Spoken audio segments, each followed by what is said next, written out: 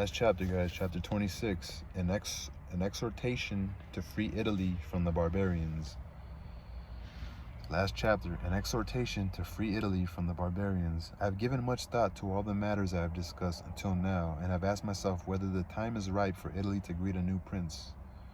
Whether if it's right for Italy to greet a new prince, to offer to a prudent and skillful man who prospect of forging a government that would bring him honor and benefit all Italy. So to offer to a prudent and skillful man the prospect of forging a government that would bring him honor and benefit all Italy. So many things have come together that are favorable to a new prince that I believe there has never been a more auspicious time. As I've already said, the people of Israel had to be slaves in Egypt so that the qualities of Moses would come to the fore, and for the Medes to oppress the Persians, for the greatness of Cyrus to become apparent, and for the Athenians to be dispersed so that Theseus could demonstrate his skill. In the same way that we may see the prowess of an Italian prince, it has been necessary for Italy to be reduced to the state it is in at present, more enslaved than the Jews, more in bondage than the Persians, more dispersed than the Athenians, without a leader, without order, beaten, plundered, flayed, overrun, exposed to all manner of adversity. We have had occasional glimmers of hope that led us to believe that a certain man might have been ordained by God to bring redemption to Italy, but then we saw him rejected by fortune at the pinnacle of his success, and so Italy has lain prostrate, waiting for a savior who would heal her wounds and put an end to the plundering of Lombardy and the taxation of Naples and Tuscany, a savior who would cure her sores that have been festering for so long. How she prays to God to send someone to save her from the barbaric cruelty and violence. How ardent and eager she is to follow a banner. If only there was someone who would raise it high. Italy has one hope, and that hope is your illustrious house with its fortune and prowess, a house of which you are now the prince favored by God and church. Saving Italy would be an insurmountable task if you kept before your eyes the examples of Moses, Cyrus, and Theseus. Though they were extraordinary men, they were mere mortals, and they had less favorable prospects than those that Italy offers. Their campaigns were not more righteous, nor was their lot easier, nor did God look upon them with more benevolence than he looks upon you. There was great justice in our enterprise. In quotes, the only war that is just is one that is compulsory, and weapons righteous when there was no hope but in weapons, and weapons righteous when there was no hope but in weapons. Here it is in Italian. Istum enim est bellum, quibus necessarium et pia arma ubi nulla nisi in armis spes est. Circumstances are most favorable, and there cannot be great difficulty where circumstances are so favorable, as long as the house of Medici follows the models I have put forward. And we have seen extraordinary and unprecedented signs from God, the sea parting, a cloud showing the way, water pouring from a stone, manna raining from heaven. Everything has concurred for your greatness. You must do the rest, for God does not want to do everything, lest he take from us our free will and that part of the glory that belongs to us. One need not marvel that none of the Italians I have mentioned has been able to achieve what one hopes your illustrious house will achieve. One need not marvel that none of the Italians I have mentioned has been able to achieve what one hopes your illustrious house will achieve. If it seems that our military prowess has been exhausted in so many upheavals and so many campaigns of war here in Italy, this is because Italy's old military institutions were not good, and because there was nobody who was able to foster new ones. Nothing brings so much honor to a man who emerges as a new prince, as the new laws and the new institutions he creates, and when these have a sound foundation in greatness, they bring him esteem and admiration. Here in Italy, there was ample matter that one can form. There was great spirit in the populace, even if it has been lacking in the leaders. Consider our duels and skirmishes, and you will see how the Italian is superior in strength, skill, and ingenuity. But when it comes to armies, the Italians have not shown themselves in the best light. All this goes back to the weakness of our commanders, because the finest among them are not followed, as every commander wants to go his own way. Until now, there has been no one who has distinguished himself enough in skill or fortune for the others to cede to him. The result has been that in the wars fought over the past 20 years, all the armies made up entirely of Italians have fared badly.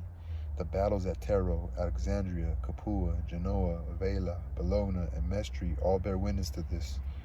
If your illustrious house wishes to follow the excellent Moses, Cyrus, and Theseus, who redeemed their lands, it will be vital above all else, as a true foundation of every campaign, to furnish yourself with an army of your own men.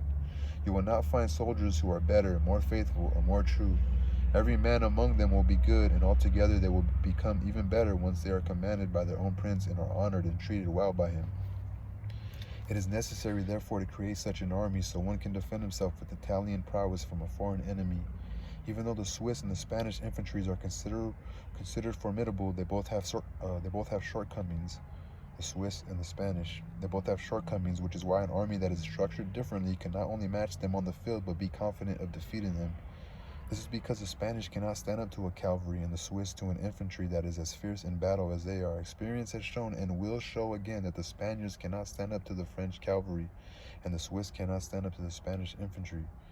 And though there was no actual proof of the latter, some evidence of it was seen in the Battle of Ravenna, when the Spanish infantry came face to face with the German battalions, which are set up along the same lines as the Swiss. In this battle, the Spaniards, with their agility and their bucklers, had cut through the German pikes and were primed to destroy the Germans, who were caught completely unawares.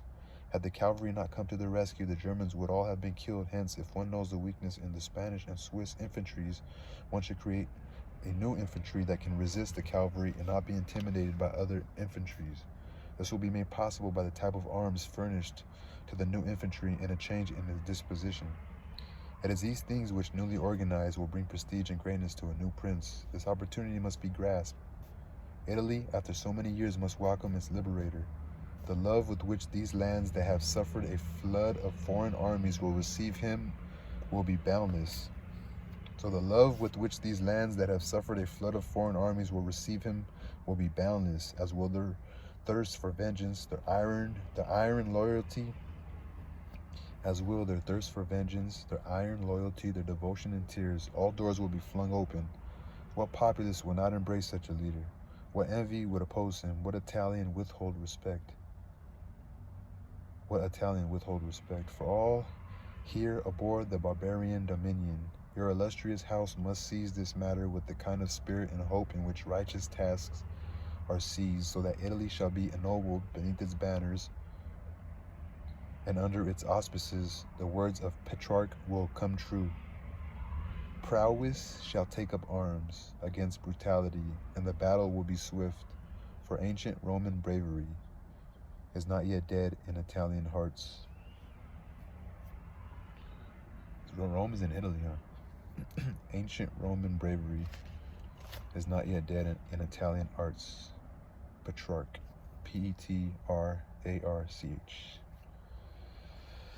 So I guess the king, whoever he wrote to, let's go back to the prince. Niccolo was born to the notary.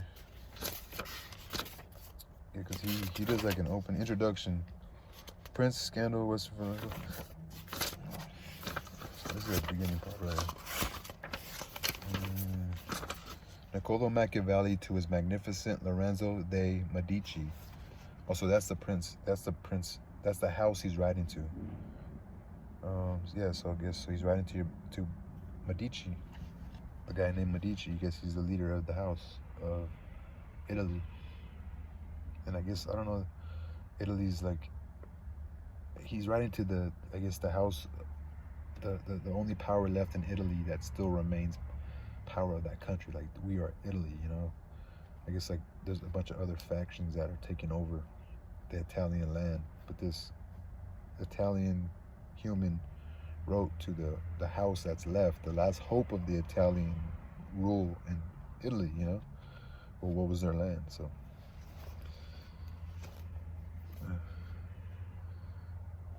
mean, it's not like a bunch of like words, and I mean it's not a bunch of like numbers. It's not like, oh, put your guys here in the front line, make them go over here. Like, he just kind of say a couple of things of that in the beginning, but he just kind of also gives you advice on what's important, you know.